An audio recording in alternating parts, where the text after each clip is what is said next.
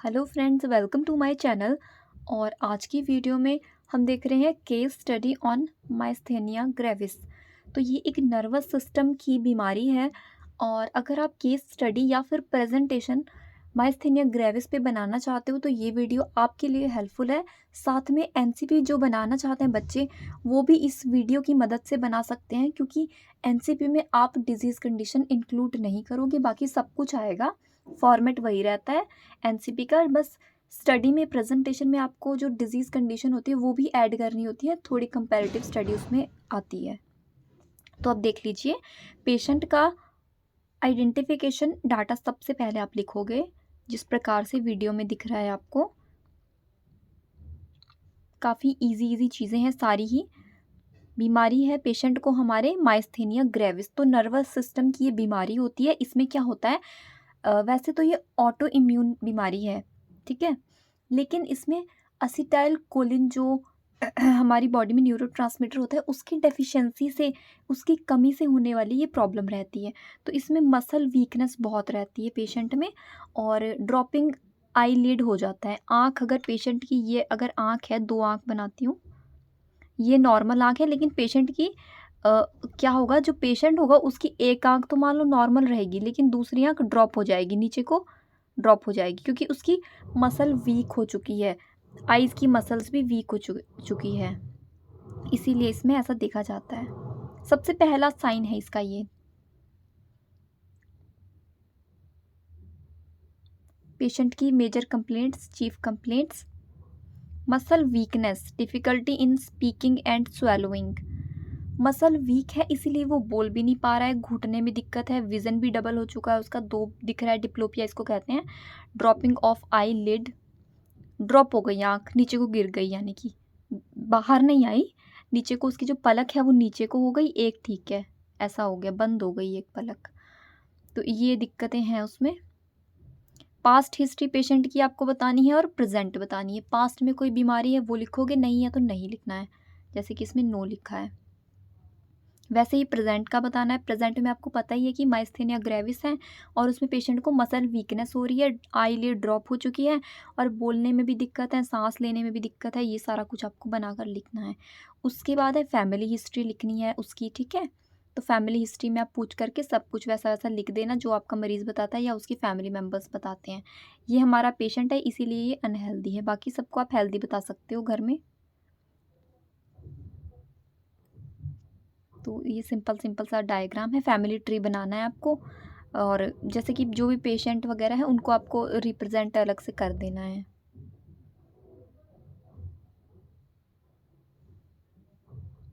Environmental history patient की बतानी है, यानी कि आसपास की स्थिति कैसी है, पेशेंट का घर कैसा है, और उसके घर में जो भी चीज़ें होती हैं, जैसे कि इसमें दिखाया गया है हाउस, लोकेलिटी, अर्बन एरिया। जैसे कि कुछ लोग होते हैं वो रूरल एरिया के होते हैं, गांव के होते हैं, शहर के होते हैं, वही है ये अर्बन रूरल। हाउस का टाइप बताना है, कंक्रीट। कंक्रीट यानी कि सीमेंट वाला घर जो होता है ना, उसको कहते हैं। Ventilation, kitchen, bathroom, drainage, water supply, electricity, सब कुछ ठीक है। इलेक्ट्रिसिटी में आप लाइट की फैसिलिटी में लिख सकते हो कि इलेक्ट्रिसिटी प्रेजेंट है। तो ये इजी चीज़ें हैं। सोशियो इकोनॉमिक स्टेटस में पैसे से संबंधित चीज़ें आप लिखोगे, उनके मनी से रिलेटेड, कैसे उनका इनकम आ रहा है, क्या सोर्स है, कितना वो कमा लेते हैं, बस ये है, बाकी कुछ इतना मुश्किल नहीं है।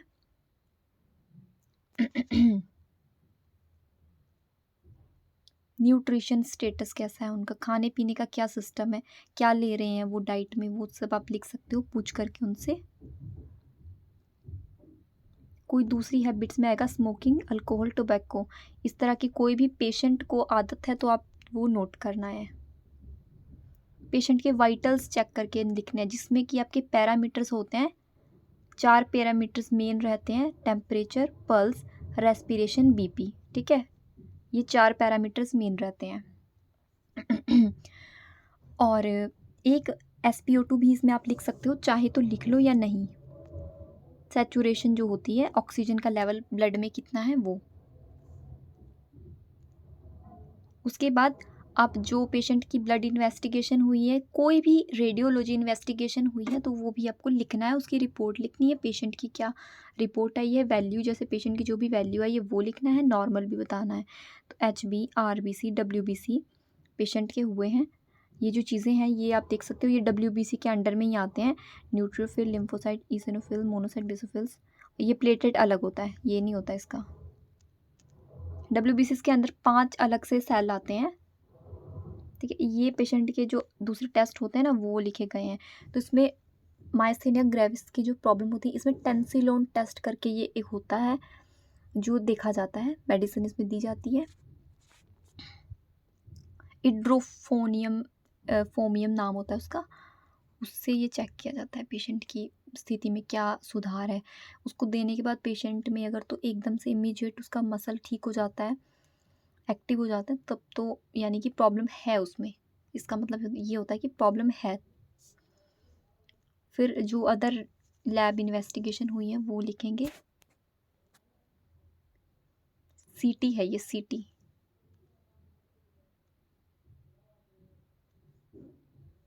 यहाँ पर लिखा गया है थाइमस, थाइमस से रिलेट करता है इसलिए थाइमस ग्लैंड की भी यहाँ पे देखा गया है। ये अफेक्टेड है, is more affected. Thymus gland होता है, स्टर्नम के पीछे होता है। फिर है मेडिकेशंस, तो ये जो मेन मेडिकेशन है इसकी वो दी जा रही है पेशेंट को, पायरिडोस स्टिग्माइन ब्रोमाइड। एंटीकोलिनर्जिक ये होती है, एंटीकोलिनर्जिक इसमें देना होता है क्योंकि एसिटाइल कोलिन की डेफिशिएंसी है इस वजह से। बाकी अदर मेडिकेशंस आप देख सकते हो। एक ये मेडिकेशन जो कि इम्यूनोसप्रेसेंट इसमें देना होता है क्योंकि ऑटो इम्यून बीमारी है। ऑटो इम्यून मतलब कि अपनी ही इम्यूनिटी अफेक्ट कर रही है बॉडी को, इसलिए क्या ऐसी बीमारियों में, ऑटो इम्यून बीमारियों में इम्यूनोसप्रेसेंट देनी पड़ती है। ये भी इम्यूनोसप्रेसेंट है क्योंकि वैसे क्या कहते हैं सब कि इम्यूनिटी बढ़ाओ, इम्यूनिटी बढ़ाओ। भाई ऑटो इम्यून बीमारी है, उसमें इम्यूनिटी बढ़ेगी तब तो ख़त्म है बंदा, फिर समझ गए हो ना। ऑटो इम्यून का मतलब उसमें इम्यूनोसप्रेसेंट्स चलती हैं। फिर फिजिकल एग्जामिनेशन पेशेंट का होगा, जनरल अपीयरेंस सबसे पहले देखी जाएगी, उसके बाद आप मेंटल स्टेटस पेशेंट का देखोगे, उसका पोस्चर कैसा है बॉडी का वो हम नोट करते हैं। हाइट वेट चेक करके लिखेंगे आप। स्किन का कंडीशन देखोगे, कलर देखोगे आप उसका, मॉइस्चर, लीजन तो प्रेजेंट नहीं है कहीं पर, texture, temperature. Head and face को एग्जामिन करना है। आइज़ में देखना है, आइज़ में क्या क्या है, आई बॉल्स है, कंजक्टिवा, स्क्लेरा, प्यूपिल, विजन। प्यूपिल को कैसे देखते हैं, लाइट से, टॉर्च मार के देखते हैं ना, तो उसका रिएक्शन आपको चेक करना होता है, ये डायलेट तो नहीं है, पिन पॉइंट प्यूपिल है, रिएक्शन कैसा है, ठीक है। छोटे बड़े होते हैं प्यूपिल, अगर आप टॉर्च मार के देखोगे तो वैसा रिएक्शन उसका होना चाहिए, तब वो यानी कि नॉर्मल है। विज़न देखोगे पेशेंट को, अगर जैसे वो चश्मा लगाते हैं या वो पढ़ते हुए चश्मा लगाते हैं तो आप लिखोगे कि भाई उनको हाइपरमेट्रोपिया या मायोपिया है। ईयर्स में देखोगे हियरिंग कैसी है उनकी, ठीक है। नोज़ चेक करना, उसी तरह से माउथ एंड फेरिंक्स सब कुछ आपको देख लेना है। नेक पेशेंट का चेक करना है आपको, और इसमें लिम्फ नोड्स देखते हैं, thyroid gland, range of motion कैसा है, पेनफुल लिखा गया है। पेशेंट को आप ये सब कुछ अगर आप खुद चेक करके लिखोगे तो आपको ज़्यादा अच्छे से समझ में आएगी चीज़ें। चेस्ट में हम देखते हैं, ब्रेथ साउंड देखते हैं, हार्ट साउंड देखते हैं, SO2 प्रेजेंट है या नहीं, मतलब प्रेजेंट है आपको ऐसा लिखना है। और थोरेक्स के बारे में लिखना है, तो एनलार्जमेंट है उधर। अब्डोमेन का भी उसी तरह से आपको 4 स्टेप्स में एग्जामिन होता है। सबसे पहले ऑब्जर्वेशन होता है, फिर ऑस्कल्टेशन होता है, और फिर उस तरह परकशन और पैल्पेशन। वैसे जब चेक करते हैं तो पैल्पेशन लास्ट में जाता है, सीक्वेंस इसका एरिया था। सबसे पहले इंस्पेक्शन करना होता है आपको, फिर उसके बाद ऑस्कल्टेशन करना होता है, फिर परकशन कर लो और फिर पैल्पेट कर लो।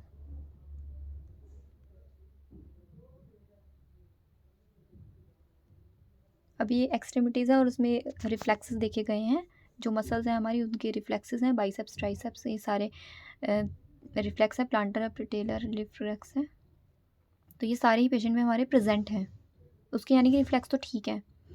बैक आप देखोगे तो body was curved easily, curve है बॉडी में। जेनाइटल एरिया को लिखोगे और रेक्टल एरिया को आप एग्जामिन करके जो भी आपको फाइंड आउट होता है वो आप लिखोगे। कोई अब नॉर्मलिटी नहीं है पेशेंट में। अनाटमी फिजियोलॉजी इसमें है नहीं ना, ये आप अपनी एक किताब से बना लेना, इसकी एनाटॉमी बना सकते हो आप। फिजियोलॉजी यहाँ पे बताई गई है, काफ़ी अच्छे से बच्चे ने बनाया है ये।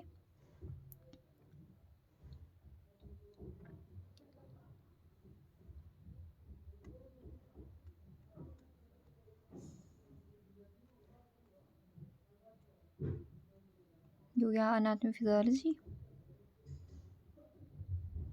वैसे तो अगर मैं आपको बताऊँ तो ये पेज आपका पहले लिखा जाएगा, ठीक है।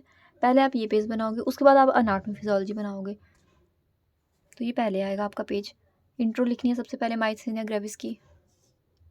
वीकनेस हो जाती है इसमें, मसल की वीकनेस हो जाती है, मेन यही रहता है इसमें। ऑटो इम्यून बीमारी है ये, अफेक्ट करती है न्यूरोमस्कुलर जंक्शन को, और वीकनेस इसमें होती है पेशेंट को वॉलंटरी।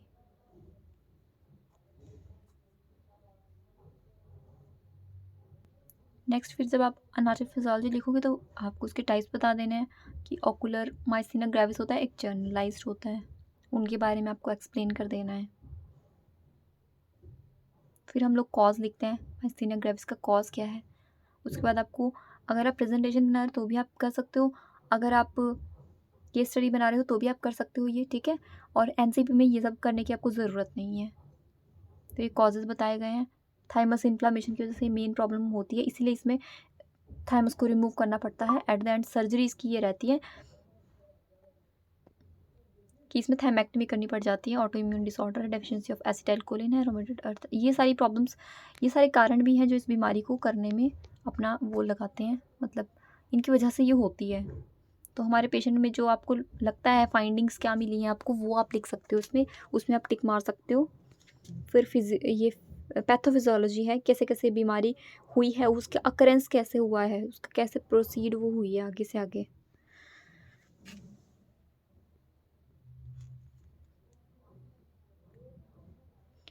इसमें हाँ, इसमें ये होता है loss of voluntary muscle control, यानी कि जो मसल्स हमारे वॉलंटरी कंट्रोल में, हमारे कंट्रोल में, उनका लॉस हो जाता है, वो हमारे कंट्रोल में नहीं रहते। जैसे कि आप हाथ ऊपर उठा रहे हो, नीचे करोगे, तो ये आपका वॉलंटरी कंट्रोल है ये वॉलंटरी।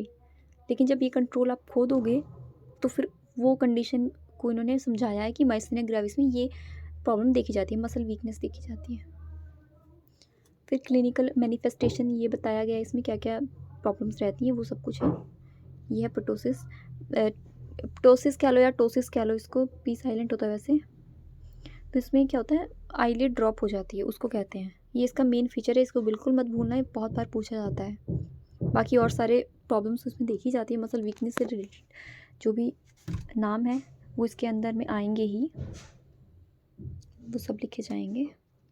देन डायग्नोस्टिक इवैल्यूएशन बताया गया है, ये मैंने आपको बताया था, हिड्रोफोमियम टेस्ट होता है जो, वो है ये।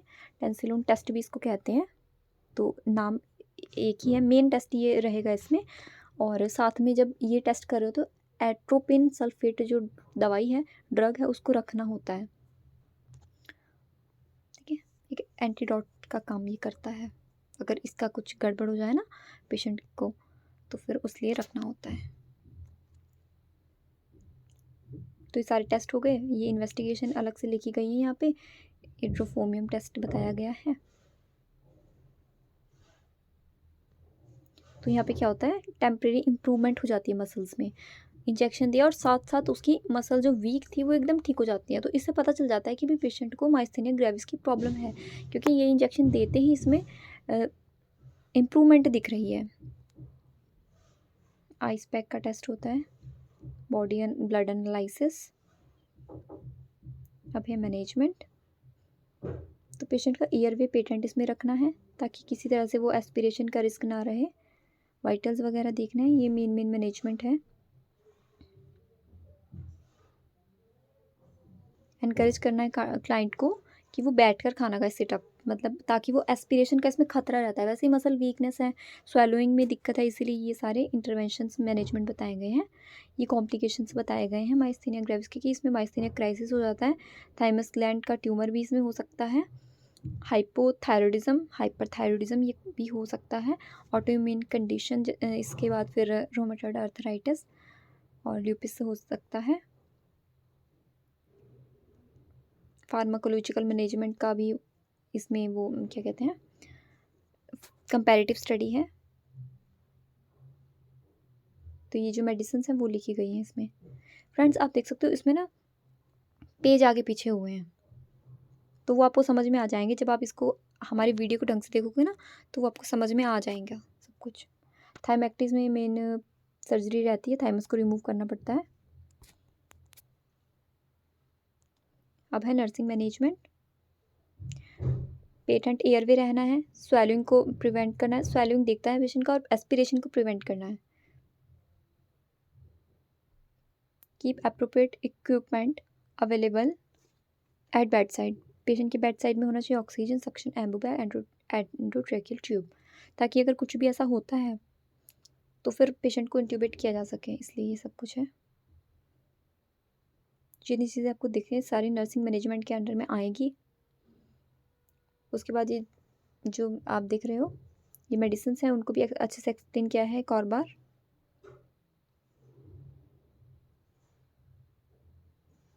पहले भी एक्सप्लेन किया था, और ये अब इसलिए किया गया है क्योंकि केस स्टडी है ना, इसलिए उसमें ऐड किया गया है इसको। आप चाहे तो इस चीज़ को हटा भी सकते हो, ज़रूरी नहीं है ये लिखना, बिकॉज पहले भी आ चुका था। केस स्टडी की वजह से इसको अगेन फिर से लाया गया है। नर्सिंग डायग्नोस है ineffective breathing pattern related to respiratory muscle weakness. Breathing pattern impaired है, इनफेक्टिव है क्योंकि मसल वीकनेस है, उस वजह से माइस्थेनिया ग्रेविस की वजह से प्रॉब्लम आ रही है। इम्पेयर्ड फिजिकल मोबिलिटी, वो भी मसल वीकनेस की वजह से ही है। आप सारी चीज़ देख सकते हो कि डायग्नोस भी आप उसमें रिलेट कर रहे हैं, क्योंकि सारी ही दिक्कतें जो मरीज में हमारे हैं वो मसल वीकनेस की वजह से है। माइस्थेनिया ग्रेविस में मसल वीकनेस होती है, इसी वजह से सारी प्रॉब्लम उसको हो रही है। फटीक हो रहा है, वीकनेस हो रही है, सांस में दिक्कत है, और एक्टिविटी इंटॉलरेंस, बिल्कुल कुछ काम भी वो करना में सेल्फ केयर डेफिसिट भी आप इसमें लिख सकते हो, एक और डायग्नोस। और नॉलेज डेफिसिट भी आप लिख सकते हो, क्योंकि जो पेशेंट्स होते हैं उन्हें डिजीज़ के बारे में क्लियरली पता नहीं होता कि क्या उनको प्रॉब्लम हो गई है, तो वो भी आपको उनको एक्सप्लेन करना है बाद में। एक और डायग्नोस बना सकते हो आप, फिर वन बाय वन करके अपने सारे ही डायग्नोस को आपको अच्छे से एक्सप्लेन कर देना है। किस डायग्नोस में क्या आप इंटरवेंशन करोगे वो इसमें सारी बढ़िया से बताया गया है, तो आप ये देख सकते हो इसमें आराम से। ये सेकंड डायग्नोस आपका इम्पेयर्ड फिजिकल मोबिलिटी है, वीकनेस की वजह से हो रहा है, तो इसमें आप इंटरवेंशन क्या क्या कर सकते हो, पेशेंट को किस तरह से आप प्लान कर सकते हो उसके लिए केयर, मोबिलिटी को कैसे इंप्रूव कर सकते हो, यानी कि इसमें पेशेंट को मेन क्या चीज़ चाहिए, असिस्टेंस। वो अपना काम तो करे लेकिन थोड़ा सा उसको असिस्टेंस भी मिल जाएगा, यानी कि उसको हेल्प हो जाएगी।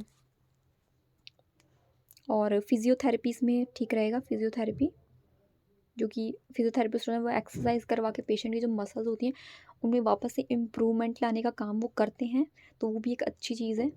हर डायग्नोस में मसल वीकनेस है, तो मसल को ठीक करने के लिए ही हमारा मेन जो टारगेट है वो है मसल इम्प्रूवमेंट, तो ये है डायग्नोस। अगर आपको पता है ना, अगर आप एग्ज़ाम में डायग्नोस बना सकते हो किसी बीमारी के, तो इंटरवेंशन बनाना अपने आप आसान हो जाता है। इंटरवेंशन आप कर सकते हो, प्लान आपको सोचना है कि अच्छा ये दिक्कत है, उसको मसल्स में प्रॉब्लम है, तो हम उसको असिस्टेंस देंगे, उसकी कंडीशन को अच्छे से असेस करेंगे, फिजियोथेरेपिस्ट से बात करेंगे, और जो मेडिकेशन है वो प्रॉपरली देंगे, उनको कंफर्ट पोजीशन उसको देना है, उसकी पोजीशनिंग का स्पेशली ध्यान रखना है, क्योंकि मसल वीकनेस हो रही है ना, तो वो पेशेंट एस्पिरेट का खतरा भी उसको रहता है, तो वो उससे भी उसको बचाना है। तो ये आप अपने आप ये चीज़ें आप सेट कर लोगे दिमाग में, खुद ब खुद आपके दिमाग में चीज़ें आने लग जाएंगी। जब आप डायग्नोस समझ लेते हो, पढ़ लेते हो, समझ में आपको आना चाहिए डायग्नोस, फिर तो कोई दिक्कत की बात ही नहीं है कि आपको प्रॉब्लम आ रही है डायग्नोस एक्सप्लेन करने में, आप इंटरवेंशन लगाने में। और प्रोग्रेस चार्ट है, यानी कि पेशेंट में क्या क्या प्रोग्रेस आपको दिखी, 3-4 दिन आपने पेशेंट के साथ आप रहे, आपने उसको केयर दी, और डॉक्टर ने जो केयर दी, नर्सिंग स्टाफ ने केयर दी, स्टूडेंट ने केयर दी, फिजियोथेरेपिस्ट ने केयर दी, उससे पेशेंट में आपको क्या प्रोग्रेस दिखी वो आपको बताना है इसमें।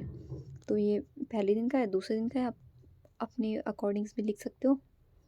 कोई केयर नहीं दिखी तो आप वैसे भी लिख सकते हो कि सेम ही है पेशेंट, अपने अकॉर्डिंग आप इसमें ऐड कर सकते हो, लिख सकते हो। तो यहाँ पे बताया गया है कि केयर जब प्रोवाइड की, ट्रीटमेंट जो पेशेंट को दी, तो कुछ साइन एंड सिम्टम में रिलीफ है, जैसे कि muscle weakness, inflammation, treatment as usual first day, तो यहाँ पे बता ही दिया इन्होंने, सेम है ट्रीटमेंट जो फर्स्ट डे की तरह थे। यहाँ पर आपने देखा थर्ड डे में आपने ऑब्जर्व किया कि कब पेशेंट में कम सिम्टम्स है, लेस सिम्टम है, पेशेंट अच्छा फील कर रहा है, बेटर है वो, इस तरह से आप लिख सकते हो। इसमें अच्छे से बनाया गया है, ये काफ़ी अच्छा है, मुझे अच्छा लगा ये एनसीपी स्टडी। आप तो एनसीपी बना लो, चाहे स्टडी बना लो, चाहे प्रेजेंटेशन बना लो, आपके तो मज़े हैं, आप इससे कुछ भी बना सकते हो, आपको हेल्प हो जाएगी काफ़ी। डाइट प्लान लिख दिया गया है, तो खाने पीने का है ही सारा कुछ चार्ट। पेशेंट को जो भी चीज़ें दी जा रही हैं वो है। फिर आपको हेल्थ एजुकेशन लिखनी है, जिसमें कि एक्टिविटी के बारे में थोड़ा सा आपको बताना है। ये एक्टिविटी के बारे में ही कंप्लीट बताया है। पेशेंट का मेडिकल केयर के बारे में बता देना है, यानी कि प्रॉपरली मेडिसिन्स लेनी है, अपने आप मेडिसिन्स लेनी है, जो प्रिस्क्राइब है वही लेनी है। अदर प्रिकॉशंस में जैसे कि protect yourself from infection, hand wash के बारे में थोड़ा सा बता दिया, और जो हैबिट्स होती हैं, बैड हैबिट्स होती हैं, उनको अवॉइड करने के लिए कहना है पेशेंट को। डाइट के बारे में उनको बताना है, जैसे उनकी जो डाइट चल रही है ना वो उनको एक्सप्लेन कर देना है। डाइटिशियन जो डाइट सेट करते हैं तो वो आपको एक्सप्लेन कर देना है उन्हें। धीरे धीरे खाना है ताकि स्वेलो वो ठीक से कर पाए, है ना। स्वेलिंग में दिक्कत है क्योंकि पेशेंट को।